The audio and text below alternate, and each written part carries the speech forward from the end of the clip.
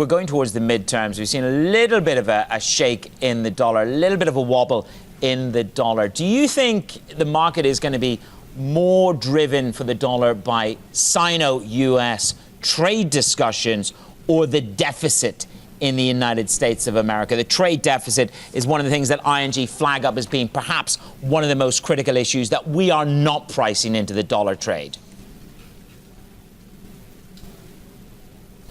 Yeah, we agree with that. In the medium term, we think the dollar can weaken. And we've seen some signs of that clearly in the last few weeks because the trade and current account will increase into 2019. After all, we have to pay for the tax cuts. On the flip side, in the short term, we've been buffeted by not just Fed rate rises and the fact the rest of the world has not grown as quickly as possible. So some of the movements are actually fundamentally driven, but the additional wild card of trade. For the Chinese currency, we see more range bound in the near term. We saw PBOC come in with the counter-cyclical factor last Friday to provide some stability. With that context of the yuan hitting near-term stability, does that underpin your current view for China? Yes, China now is really caught in between two scenarios. Clearly, growth is slowing. That was intended. We knew they wanted to slow the growth of credit and the shadow banking sector. However, clearly, as trade tensions have intensified, the first monetary stimulus, reserve rate cuts, and targeted actions to boost SME lending, but now the fiscal stimulus is starting, infrastructure spend, etc.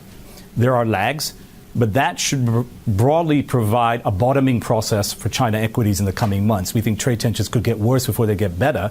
However, in the end, this provides a floor as well as valuations, clearly where China's equities are trading on 11 times forward earnings, provides valuation support about 10% above 2015 lows.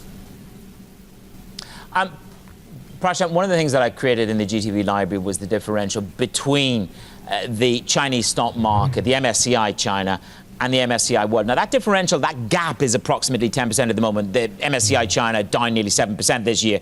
World stocks up nearly 14%.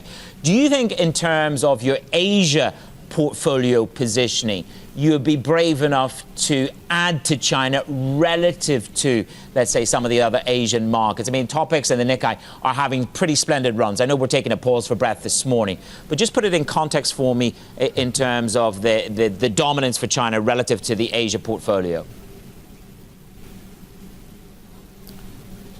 Yes, China now, and from a valuation perspective, is screening well to shift in from other countries, even within Asia. But clearly the catalyst is not there yet. But you have to selectively start buying, because when the catalysts come, the markets are going to already be discounting them quite quickly, because it will be related somewhat to trade, but secondarily, we do know the monetary and fiscal stimulus is coming. So you have to be more careful about your sector selection.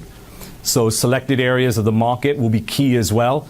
We've been defensive over the summer in China, focusing on domestic sectors, less focused on trade. So there have been ways to actually try to generate alpha in that market.